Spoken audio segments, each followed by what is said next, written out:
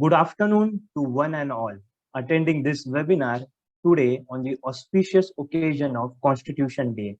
Myself, Atharva Gaikwad, member of Bhas Foundation, and I feel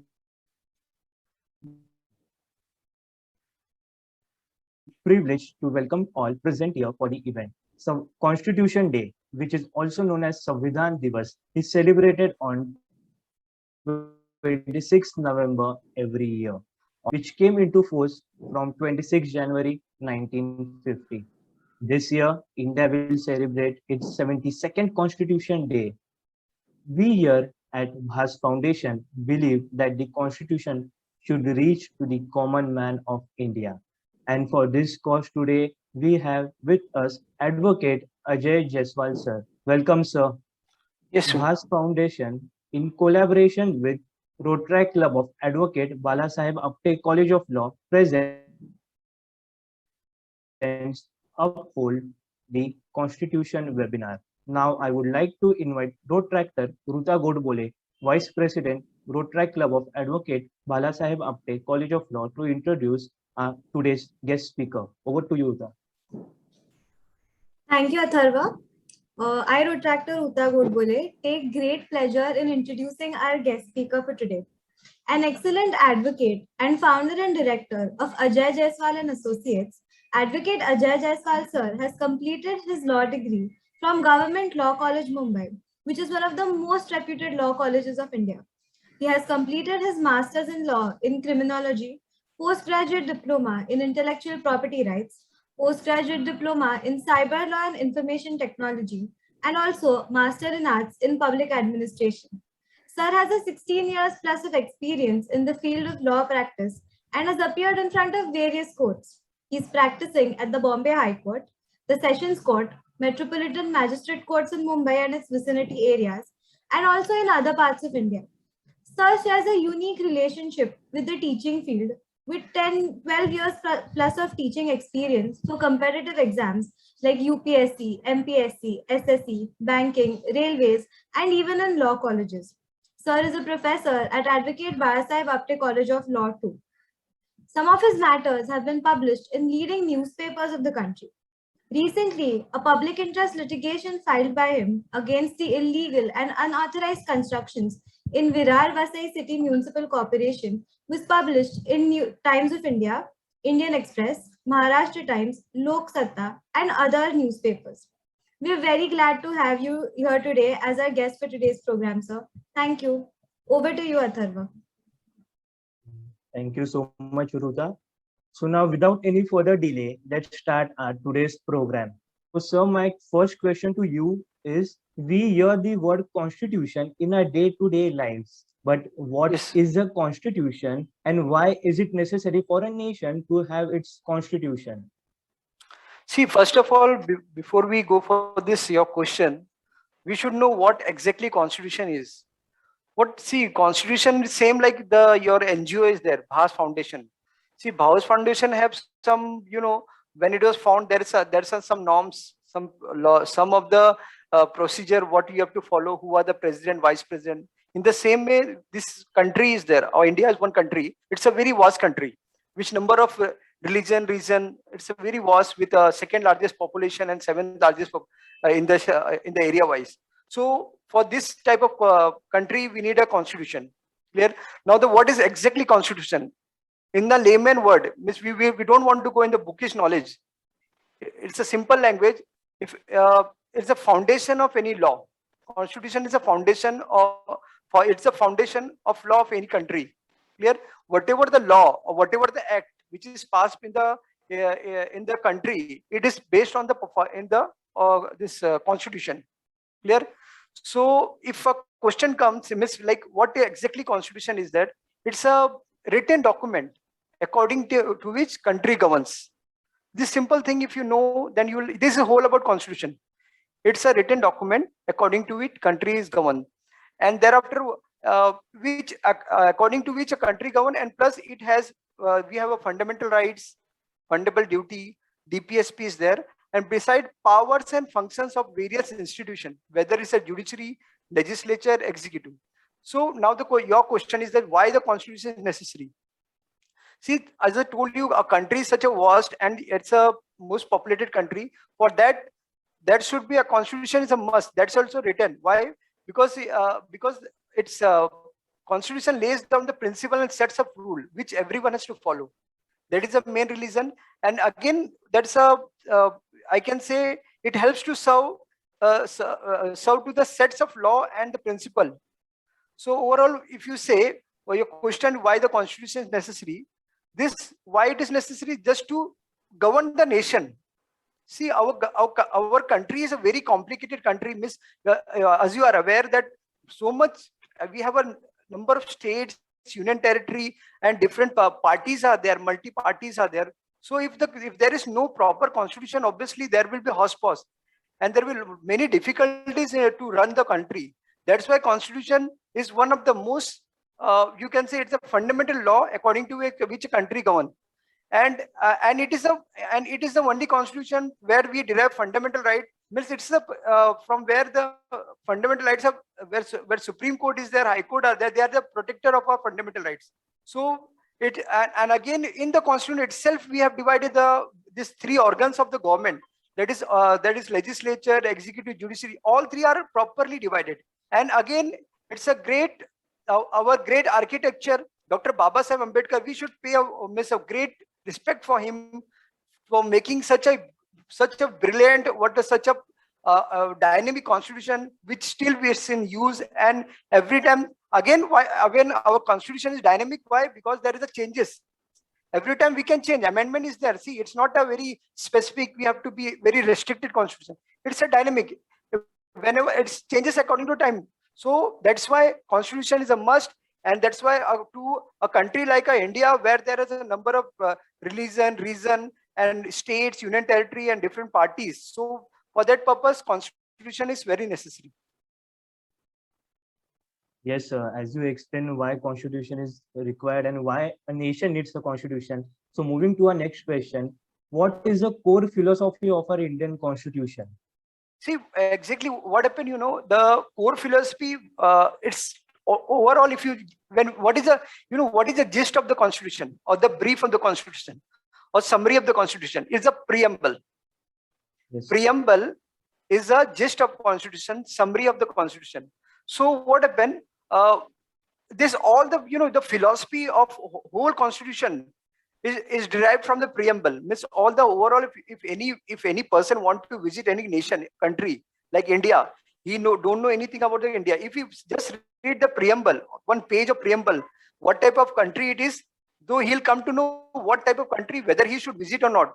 Like if you want to visit Afghanistan, obviously there's so much issue. If you want to Pakistan, there is issue. But India, why India is totally safe country? Because our philosophy, our constitution is based on the various you can say various values on which of the constitution. Like if it define what type of country a country is. Like like whether a country is secular, sovereign, socialist, republic, democratic. These 5 words are there. You should remember a country. What type of country is? If anybody want to visit in India, what type of country it is? Whether it's our country is what? Socialist, secular, sovereign, and democratic and republic.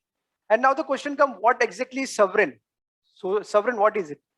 Sovereign means our country can take our own decision. It doesn't depend on the decision of any other country, internally or externally. This simple word, it's a sovereign. Then we come to the secular. Secular, though it's a very vast definition. Many thinkers are there, many writers are, they have given their word, but it's in a simple layman term. Secular means a country which is neutral toward the religion. Means it doesn't favor any religion. Clear? That is one. Then we have to come to the sovereign, secular, then socialist. Socialist is little bit different. Why? Socialist, this word we have taken from the Russia. Means where there is a where there is socio-economic development. We speak about the socio-economic development of all the people, all the startup the people, whether he's a rich, poor, whether he's from any other, like whether he's from the whether he's a old age people, whether he's a child, whether he's young, everybody, we are, whether he's from the lower caste, whether he's from the upper caste, we have to take everyone together. That's why we have a socialist. Clear? Then we come to the democratic. Democratic, it's a word where, you know, where itself our country, election, when we put a ink on our finger, that is what democratic. Participation of people in formation of government. Where participation of people in formation of government, how can you participate? We can participate by voting. We go for voting. We go for voting for Vidhan Sabha. We go for voting for Lok Sabha. We go for voting for this local self-government. Whether if you are in village, then panchayat. If you are in Mumbai, then it's a municipal corporation. So what we do, we elect our government. Means democracy means for the people, of the people, by the people. Means there is a participation of people in the formation of government. How we participate? By voting. We participate, and our elected representative, they sit in the parliament, they sit in the Lok Sabha, that is parliament. Then in Maharashtra state, they sit in this Vidhan Sabha. They make a law for us and they execute it. So that's why overall this is what about the democracy. Now comes the word republic. What republic it is? Republic means where the this head of the state is directly elected, whether he may be indirectly or directly. Many of the time what happened when many of the time I visit, when I've called, I've seen that many of people, many even educated people, they don't know what the proper meaning of republic. Republic means what? For means the head of the state is elected. There. So this is what about the republic. So these 5 terms, if any person want to visit India, if he sees this, all 5 are okay, so he can visit. There is no fear. He can come in India. Clear? And beside this, there's a, you know, our constitution also provide liberty, equality, fraternity to the citizen of India. Clear? With unity and integration of the nation, we should get united. So we all people are united, and integrity means our whole nation with number of states and union territory, they all are integrated. They cannot get separated. Our constitution so much, such a strong, we cannot get separated. Clear? So this is what about the philosophy. Means these are the different words. And fraternity, bhaichara, brotherhood. That's a base of all the constitution, you can say. So these are this you can say this all overall the philosophy of the constitution, and it's all the philosophy. If you find this is in the overall preamble, if you read the preamble, you will come to know what exactly what type of constitution of India is. Yes, sir. Yes, sir, definitely. As we have understood the philosophy and the importance of our Indian constitution, so my next question to you is that how can we make sure that the people get to know the basic concepts of the constitution? That's a very good question. What happened? This, you know, what I find not only means students, but very highly intellectual peoples, and some of the this one MLAs, MPs also, even Mantri and even the corporator, Nagar Sevak, they are not aware much about the constitution. You are getting not see these people whom we are representing, whom we are voting, they also don't know much about the constitution. You're getting. So what happened? We have to create a concept of constitution among in themselves. How then we can do? See, I am a professor, I'm a teacher, I'm a professor. I have to educate the student. This is my duty, which I'm evaluated to when I'm in the college, whether I'm in the court, whether I go in a seminar, I provide this at least constitution. I take topic, that is one. And beside this, you know, professor, you obviously there see in the school syllabus, I have seen in the first page of the book of every textbook, they have a preamble. But what happened? This preamble, they are not taught. This teacher, they should teach that what exactly preamble it is. That the first page of every book, if you go in the primary section or secondary section books, there is a preamble in every textbook. But they should be taught what exactly preamble it is.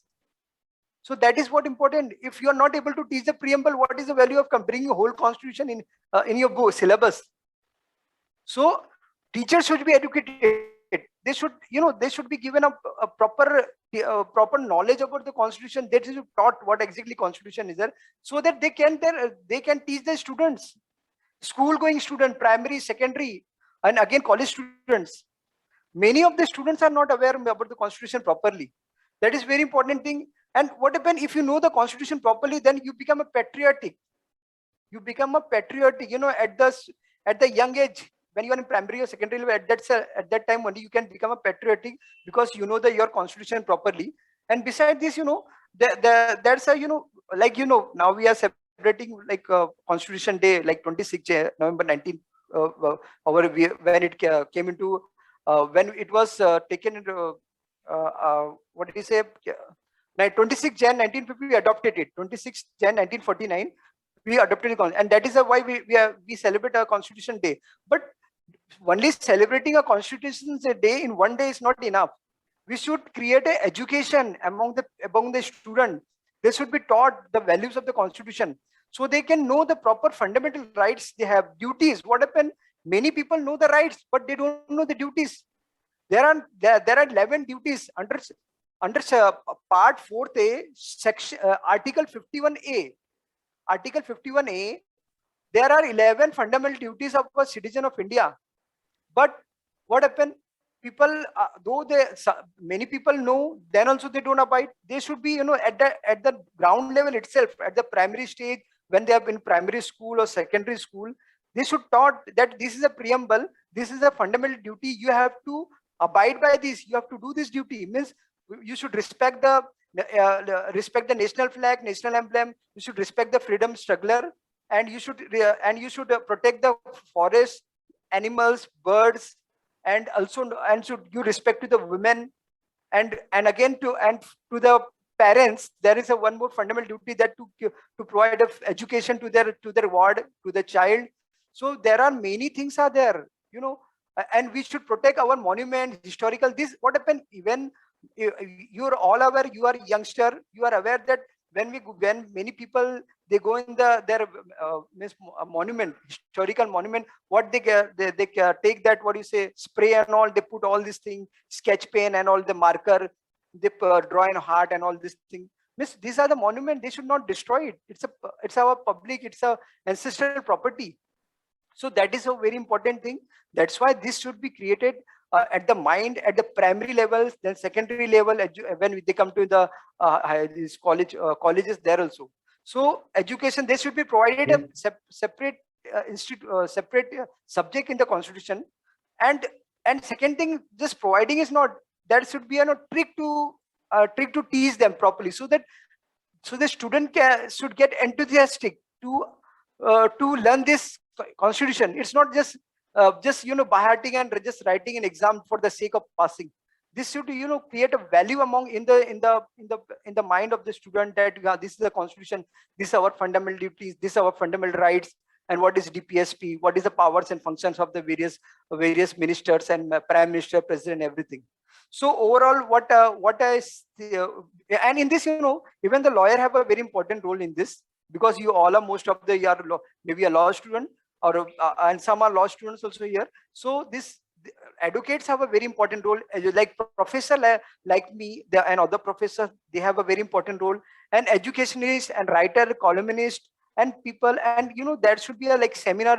I'm very much glad to hear that you are doing a very good job by going in various colleges and giving education. That's a very great job you're doing. Now you have decided to go in Badlapur for this for your to provide education to the tribal students. That's a very great job you're doing. Providing education is see, in city like Mumbai, then everybody is getting education. They have money, they can go in MCGM school also. If they don't have money, there you get a lot of things. But tribal, they need these people like you. I'm very much grateful and very glad that at least this concept what you have taken, that to go and educate them about this. So one thing is that about education, then creating awareness and seminar, and plus media should play a very important role. This like social media is there. Social media, though, we have there Facebook and Facebook, WhatsApp, Instagram, and other social medias. And plus this our media, this our movies which are there, they should also come with such a concept that people, these students or youth should get very much attracted toward this constitution. They should study, they should do research, and this way, this will be, reading a constitution will make itself a country very strong. Though our constitution is one of the bulkiest, very strongest constitution in the world, how we can say, see, though we are the second largest population in the world, then also we are stable. That is the biggest example. From the 1947 till now, there is not any instability in our country. Got one thing. And if you see the neighboring country like Pakistan, Afghanistan, Nepal, Sri Lanka, Bangladesh, everywhere there is instability. You have seen the examples of this. But in India, sir. there is not instability. So this is one Yes, you sir. can, yes. That's Yes, why sir, I'm definitely. suggesting. Second, what is the second question? Yes, sir. Sir, definitely. What you said was perfectly all right. So, sir, do you Not able to. think that if going students, Can you repeat the question? um, sir, do you think that if constitution as a subject should Yes. be included in this syllabus for school-going students? Yes, yes. I am very much, this is a very positive question you have asked. What happened, this school going student, what I find there, some of the books that they have a preamble is there, but there should be a, what is my suggestion? School should also have the subject of constitution, though not a very vast, but at least some of the topics, like I told you, fundamental duties are there, fundamental rights are there, and some of the powers and function of the various institution. So, and beside this, thereafter gradually their syllabus will increase, and this way in this he will come to know, then he can do a more deep study. Then thereafter in the secondary says, when he come to the secondary state, there also there should be a constitution, and by the time he will become 18 years, when he will be able to vote, then he'll have a overall knowledge of the constitution. Then he will select the right person for vote, who is going to represent his constituency. So what I suggest, this school level, this constitution should be a subject at the school level, at the college level, and even it should be some of the, it should be, obviously research is there, even there are law students who are doing this, and LLM is there, but at least school level that should be beside this, see, putting a constitution in school level, that doesn't suffice the motto aim. There are the teachers who are teaching them, they should be very much enthusiastic to teach them what that is. That is what about the, this is my suggestion, that it should be both in the school, colleges, everywhere. This constitution should be there, so that the students should know their rights, duties toward their nation. So, pertaining the above question, how does a constitution signifies the importance of education? See, education, first of all, constitution, as I told you, if you come to school level and college, and if he's doing law, it's a very, obviously it will benefit to the student. If he's and second thing, article that's in India, Indian constitution, there are many articles are there which is directly towards the education. If you say the section article 21A, article 21A, capital A, it says the right of education, right to education. Means what happened, a child who is age of 6 to 14 will get a free and compulsory education. That's a very important thing. A child from 6 to 14 will get a free and compulsory education. And beside this, there is one more article where the parents have to have a duty. Parents have a duty toward the children to give them a free and compulsory education by the duty, where 51A is the fundamental duty. In the last 51A subclause L, K, J, no, K, J ke baad K, yeah, K. There is subclause K, where the parents or warden have a duty toward the child or ward to provide a compulsory education to them. So this is how you can understand what type of constitution, see how they make the constitution. And one more thing, see, this is one I told you, then one child has a right to education. Second, I told the parent. One more thing, DPSP is there, Directive Principal State Policy, Article 45. Article 45 is there, where it provide state has a duty to provide free and compulsory education to the children. Means overall the children are protected. They are getting in education. Article 21, 21A, Article 45, Article 51A, subclause K. And beside this, on the basis of this, there are number of schemes and programs are running like Sarva Shiksha Abhiyan. You are aware about the Sarva Shiksha Abhiyan? It's provide free compulsory education. Beside this, ICDS scheme is there, integrated child development scheme for the child who are below 6 years. Anganwadi, have you heard about this, all of you? So all these things, what they are doing, they are what is the base? What is the base of all? Constitution. So you can understand how, what type of our constitution is such a strong, even it is considering the child also. You are getting, it is providing the free and compulsory education to the child. So I can say that education, but our constitution has taken a very much importance for the education by providing free and compulsory education to the children. So and it is a duty of state also to provide a free and compulsory education to the children. So this is about the education. Yes. So moving ahead, Dr. Ambedkar described Article 32 as the heart and soul of our Indian Constitution. Yes, I Why agree with is this. Article 32 so important, sir? See what happened. If there is a, if a animal is given only, we have a lot, so much rights. We have fundamental rights. Yes. We have Yes, total 6 fundamental rights are there. Means 6 overall. From it's this chapter 3 is there. Chapter 3, it's whole of speak about the fundamental right. But fundamental right is there. But if it is not, if you are aggrieved, if there is no any redressal system, it is useless. You are getting, there should be some redressal system. Though the constitution is given number of fundamental rights, but what is the use of that if you are not able to resolve, if you are not able to redress the if there is violation of the fundamental right. So Article 32, what it says, is provide the right to move the Supreme Court by appropriate proceeding for the enforcement of fundamental right.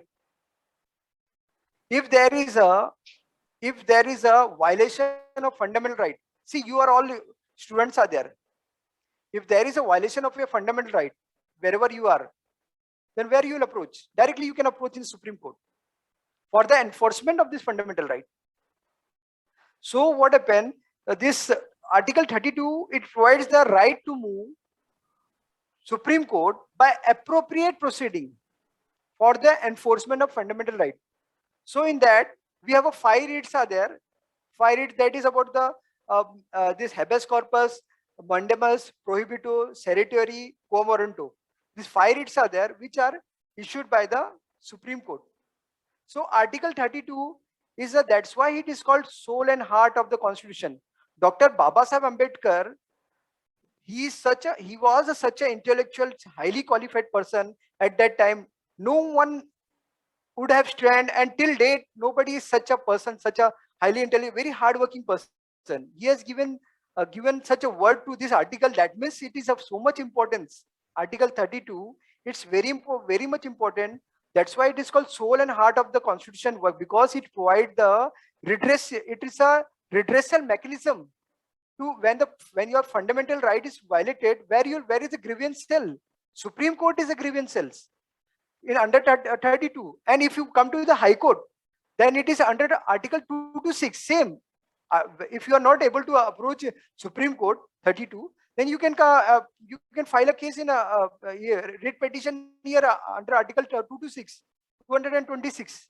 Clear? So this Article 32, that is the reason it is called a heart and soul of the Constitution, because it's provide the mechanism, redressal forum of the fundamental right if any violation of the and on the basis of this number of cases that there are like Menka Gandhi case, you are all aware, MC Mehta case, and many number of cases are there. Even this one more case about the sexual harassment. So many cases are there. So you can understand that Supreme Court is given direction to the government. If the government, sometime it goes, this is called social activism. So activism, that is judicial activism. You have heard about the judicial activism. Why the judiciary has to go in beyond the, has to do the work of the legislature and executive? Because legislature, when the Supreme Court find that the legislature and executives are not doing their work properly, then this Supreme Court comes forward and it does their work. That is called judicial activism. So this Article 32 gives them a power to do all this thing. So this Article 32 in Supreme Court and Article 226 of High Court, these all are about the, that's why Article 32 is called the heart and soul of the Constitution. Yes, sir. So as we all know that there are many laws which are existing from the time of Britishers, like the sedition laws. So is it the time to change and to Indianize these laws? See, there are many laws were there. There are before this, even sedition is law, but there are more than 1200 laws were there which are already removed. Clear? Where which were against the constitution also. What happens? If you remember, if you article, there is one article, Article 13 of Constitution of India, judicial review, where it says that if any of the law or any of the act which violate the fundamental right of the Constitution of India, then it will be null and void. Clear? So what happened when we got independence 47, when our Constitution of India came into force, that is 26 January 1950. Thereafter, whatever the laws which were against this, against our fundamental right, they were repealed, called, they were abolished, you can say. Now, but there were some of the law, like in IPC, as you told me that sedition, section 124A of IPC speaks about sedition, where where sedition means they suppress the, what was the reason 124A? What was the reason it was brought in the in IPC by the Britishers? To suppress the activities of the freedom struggler, freedom fighter. You all are aware about the trial of the Gandhiji and Tilakji. So this this 124A was imposed upon them also, but they were released thereafter. So this shows that this act was to suppress the activities of the fundamental this freedom fighter. But after independence, still it is there. It still is there. Sometimes it is misused by the police. Sometimes it is misused by the political parties, political leaders. So what happened? Not only this, one example is that 124A about the sedition. There are the one section is 377 of unnatural sex. That is also one there. So there are other. One is one more section is there 153A about the when there is a one is a religion hurt, sentiment is hurt. If you say something about the religion. So what happened? Though these are in the IPC, it was at the time when British period. Though there should be some amendment should be done. You got what happened? Sometimes it is rampantly misused by the political parties and for this police. That's why there should be some amendment in the procedure to there should be some criteria procedure that what are the words which comes at the time, then whether they should directly arrest, they should give the notice to the accused, or whether they have a right power to directly arrest them. So sometimes what happened, many a time we have examples are there, live example. There are many cases are there. Now one more example, like Veer Das, have you heard about that? Now he has spoken something against the India. So these are the people, and again about the some of the like many of the political leaders, and some they speak something against India, or some of the people, some of the activists are there, they also speak something against the India. So directly you cannot go and arrest. At least they give them opportunity to put their facts, whether they are correct or not. Give them opportunity. Then and thereafter we can come to conclusion. Then, though, what is my opinion, that there should be amendment in this act. It should be not removed, because what happens if it is removed, obviously again many people get opportunity to say anything about the country, and they, it will create a lot of rights and all. It may create. We have seen many things many a time now in Maharashtra itself. We have faced some rights here in our state. That's why there should be some stringent law should be there, but it should be law should be there, but it should be the procedure should be followed properly. That is what. Yes, sir. So, sir, finally, what message would you like to give to a generation and the teachers of a nation?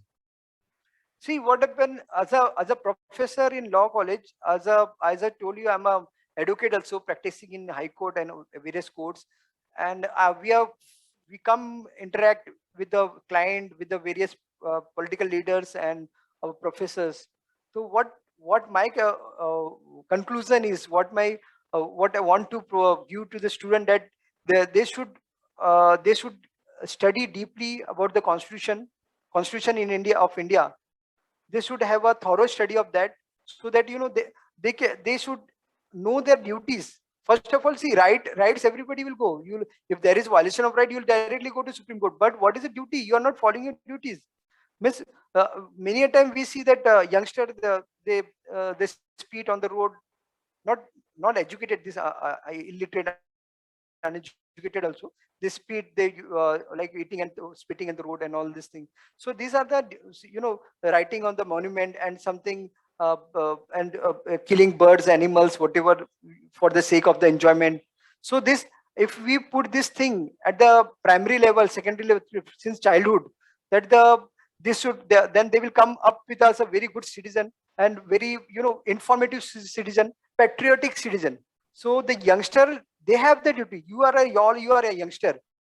You have your duty is to teach the school level student, and this secondary level primary level student, secondary level student, to about the constitution. What is their duty? First of all, you should focus on duties. See, duty is very important. Rights, they will obviously, there are, the rights is there. That is a right. Right, everybody knows their right. Means, if there is some violation of right, they will definitely go to the Supreme Court. But what about the duty? So duty, they should be, this should be imbibed in their mind, that there is a fundamental duties are there of the constitution, which you have to abide.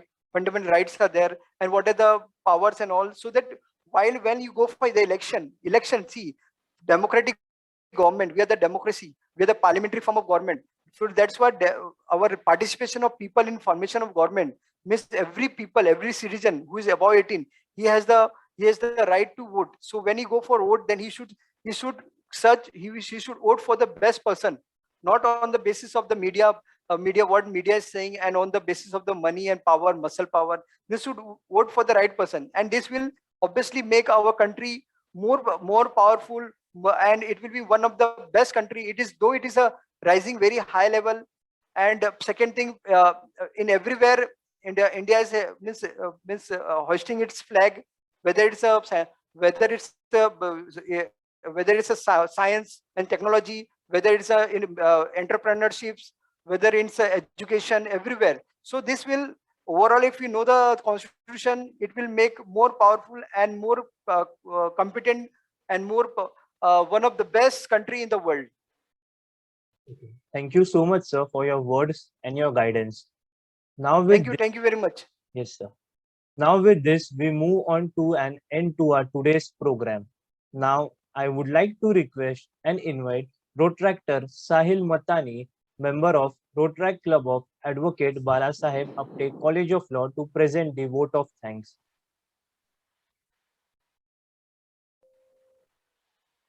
Thank you so much, sir, for your spared valuable time for this interview and help us understand the constitution of our nation in an easy way. And I'm sure that your words and views on the constitution will reach to everyone. I would like to thank Protract Club of Advocate Balasaheb Apte College of Law for collaboration with us, the Bhas Foundation. And here we come to an end this insightful session. Hope you all came to know the basic concepts of constitution. Thank you.